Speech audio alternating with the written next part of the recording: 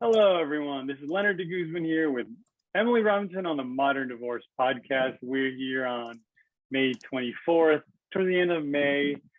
Here in Los Angeles, we're having elections. I think June 7th is the official day. You're going to vote if you're in the area.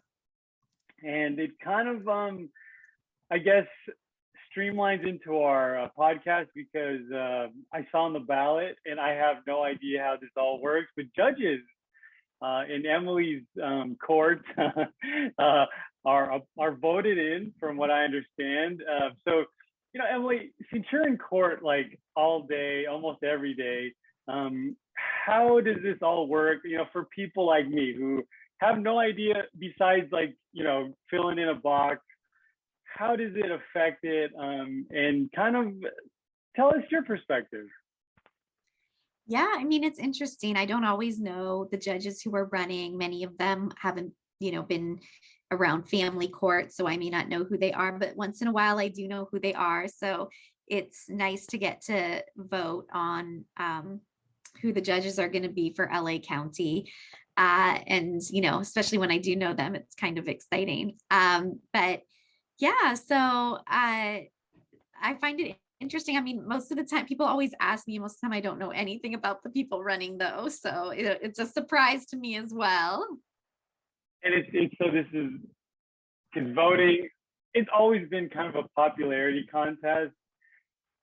Does it have to do with you would assume okay, this judge or this attorney, got promoted judge based on merit? Does it always have to obviously you have to be somewhat qualified, but there's merit versus popularity, or is there a balance? I think people, I think that's always some of it, but I think people try to vote based on the judges,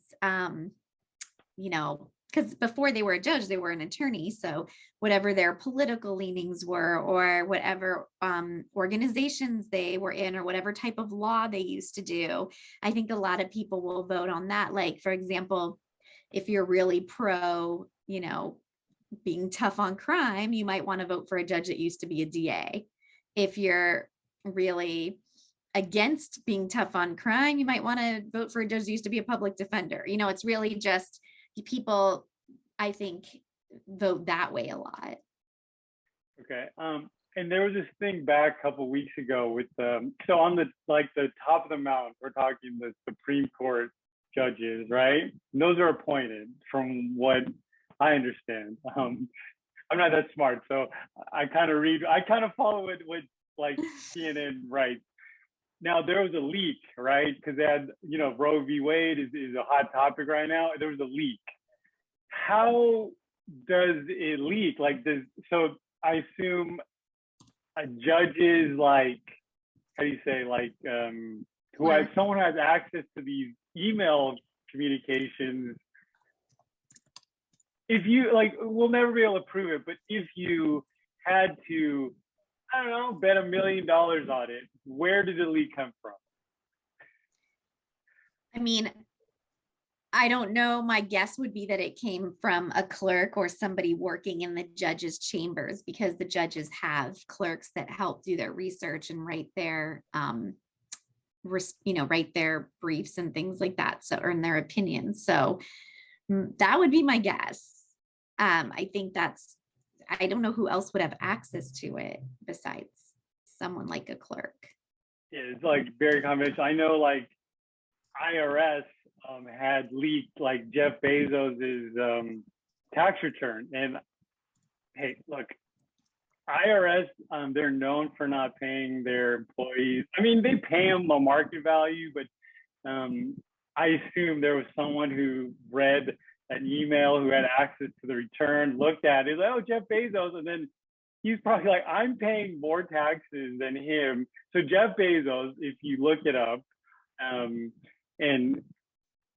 these are leaked documents, I'm just repeating it. He actually got a child tax credit, if not one or two.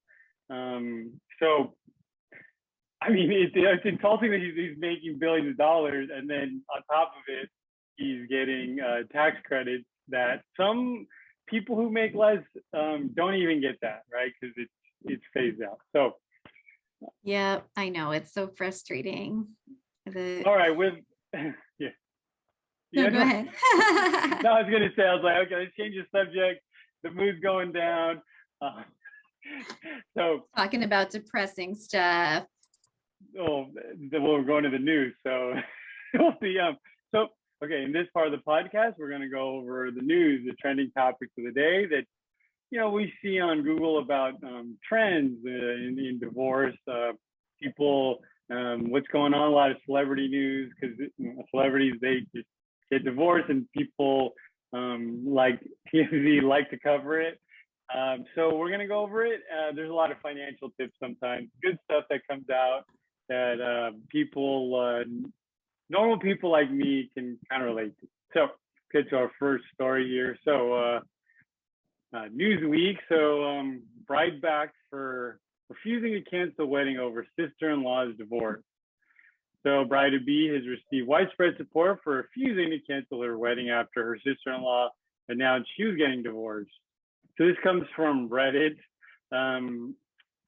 The pair were under pressure to cancel the nuptials from his family after the groom-to-be sister discovered her husband was cheating. She wrote, "My fiance's sister just found out her husband and father of 3 kids was cheating on her for the past 2 years, and he left the house and they're getting a divorce. My sister-in-law is very distraught by this course.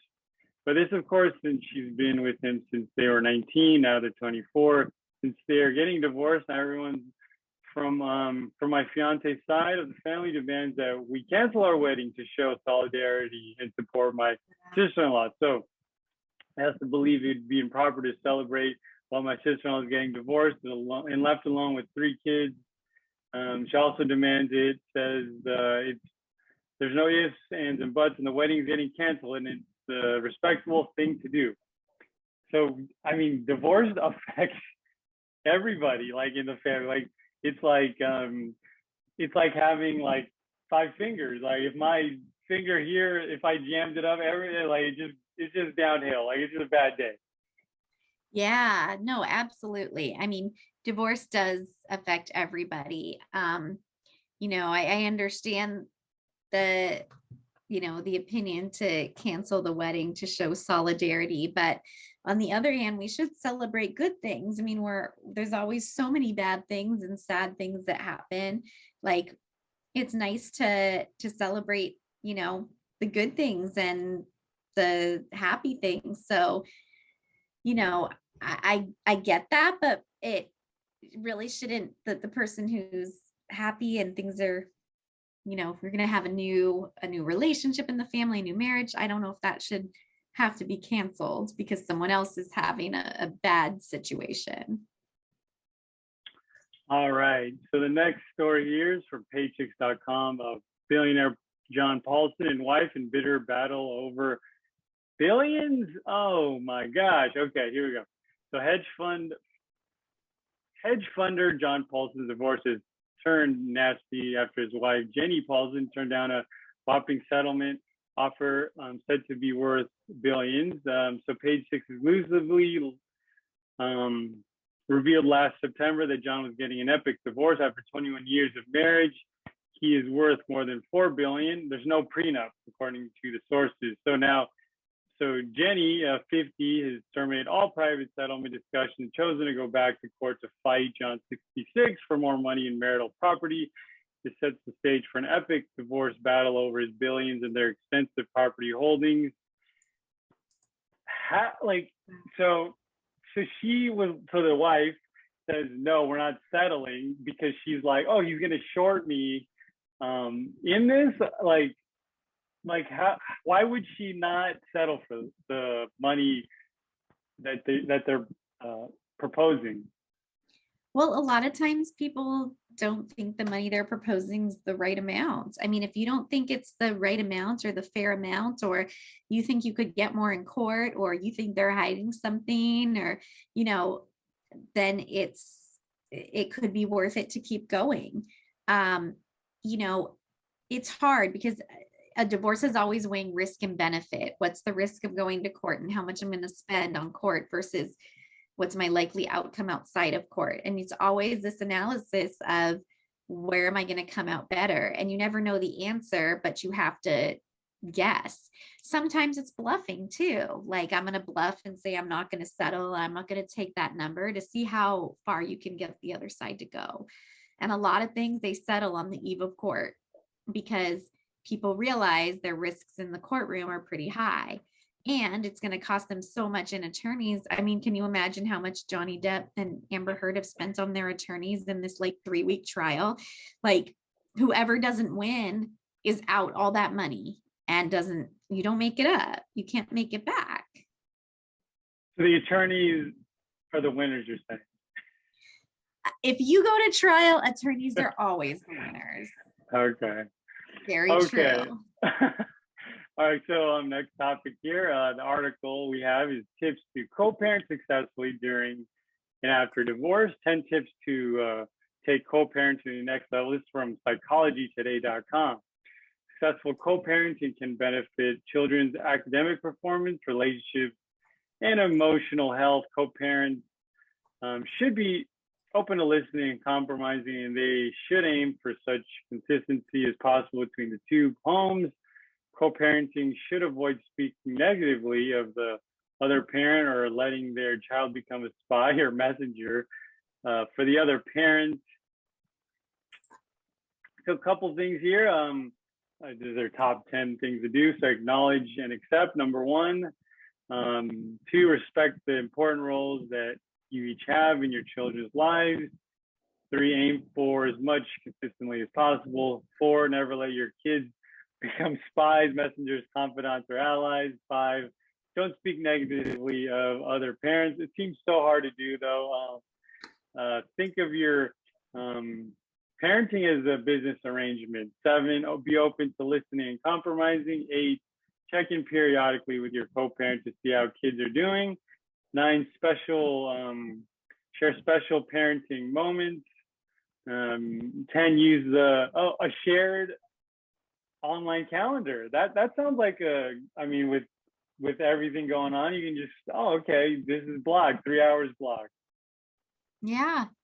No, all those things are great tips. I mean, it's hard to co-parent. It's hard to get along with somebody that you broke up with and possibly don't have a good relationship with, but you do share kids together. The kids are entitled to a relationship with both of their parents. And so you got to find a way to make it work.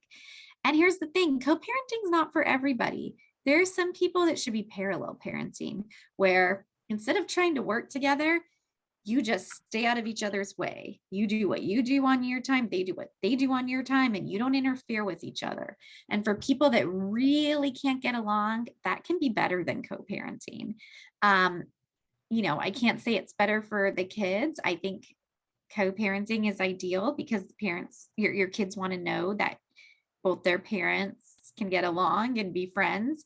But if that's just an impossibility, then parallel parenting is better than having ugly, messy co-parenting where you're all fighting against each other all the time. All right, there's a title here, costly divorces of country music stars like Kelly Clarkson and more. I don't want to go through. It's like, we were splitting $100 million. It's hard to feel sorry for them. It's like you have $100 million in your bank account, and I get it. Money doesn't buy happiness, but yeah, I wish I had one of those million. So we'll move right. on. It's not very relatable. Yeah. Okay. Let's get into the part of the podcast where we ask Emily anything. And so people will post online and, ask Emily maybe tips and advice of people people that are starting their divorce journey, people that are, co-parenting or going through, financial troubles we'll see. Mental health has been a big issue here. I see one coming up here. So let's get to it. So this one is a mental health one. He was mentally checked out for years. My ex-husband did not love me. I think he stuck around because he found me to be decent, to be a decent companion, offered financial support and love. When he said he wanted a divorce, I was hysterical, and he got up to play video games. When I had a panic attack, he stayed away from me playing a game on his phone. He ignored my advances. He said he hated my personality and wanted out for a long time. So why was he still intimate with me days before? Why was he still saying, I love you? Why did he let me take him on vacation? So I married someone who intended on hurting me. He said he always knew it would come to this. So for 8 years, I was sleeping with a man who planned on stabbing me in the back. His silence is killing me. How I mean so little. How could he say that he will treat his next partner better? Wow. I mean, we can't guess what's in people's heads and why they say certain things and then, change their mind or go back on it or whatever. It's sad though. But it could be they don't even know. Maybe they're confused. Maybe they're having emotional problems. People struggle with mental health significantly. Maybe they just really don't know what they want and can't sort it out. But the only thing that you can do is be in charge of yourself. You can't control other people. You can only control you. So make sure that you take care of yourself. Do what you need to do to get better. And don't sit there waiting for the other person to change or come back, because they might not. And you have to make sure that you're okay. Next one is another mental health one. Just signed the divorce papers. I feel so lonely. I don't have anyone to talk to about this who understands I'm only 27 and going through a divorce. I made the right decision, and luckily it wasn't too messy, but I have to give up my dog and will never speak again to someone who was my best friend and knew me better than anyone for years. My friends are so supportive and I love them so much, but I still feel really lonely. Are the days coming gonna get better? I need a little positivity.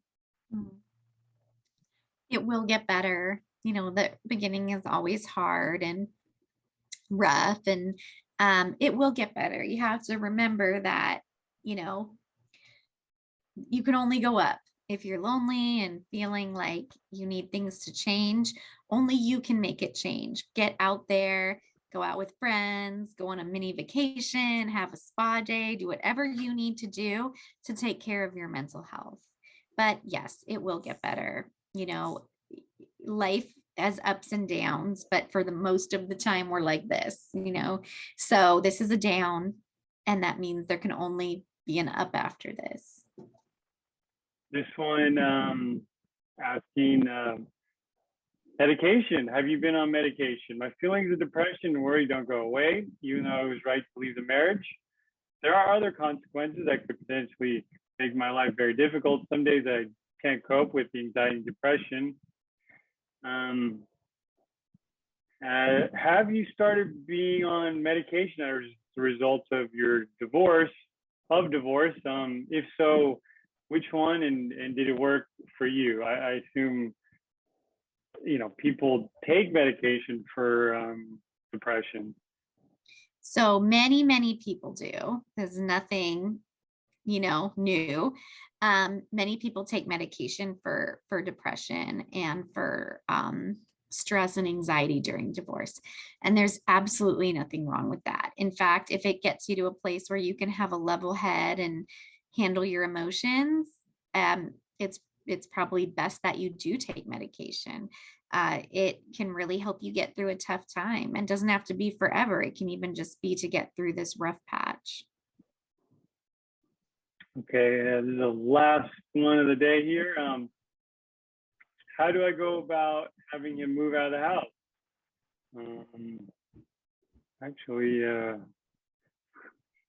Whoops, the wrong one. Hold on, let's find another one here. Okay, this one's about California. California divorce, default, and e-submitting. Curious to see if e-submissions are made on the date. So this one's April 1st, 2022. Is filing backdated to this day, or is it stamped with the date on which it was reviewed and processed? She took forever to find herself an attorney and has been absolutely absent since, which was to be expected. The question I have is, I filed notice of default against her on like day X. If she filed a response to the petition prior via e-submit, would that notice get kicked back? So that's a good question. So it depends on what kind of documents it is. If it's a document that doesn't need a judge's signature, it usually would just get processed right away. But like a notice of default requires the clerk's signature. So that may not have gotten processed right away. And it's possible the response did get processed first. So yeah, it depends if it needs a signature, like an agreement or a judgment, it won't be processed right away. Okay, so that's all the time we have for today. Thanks so much for joining us on the Modern Divorce Podcast.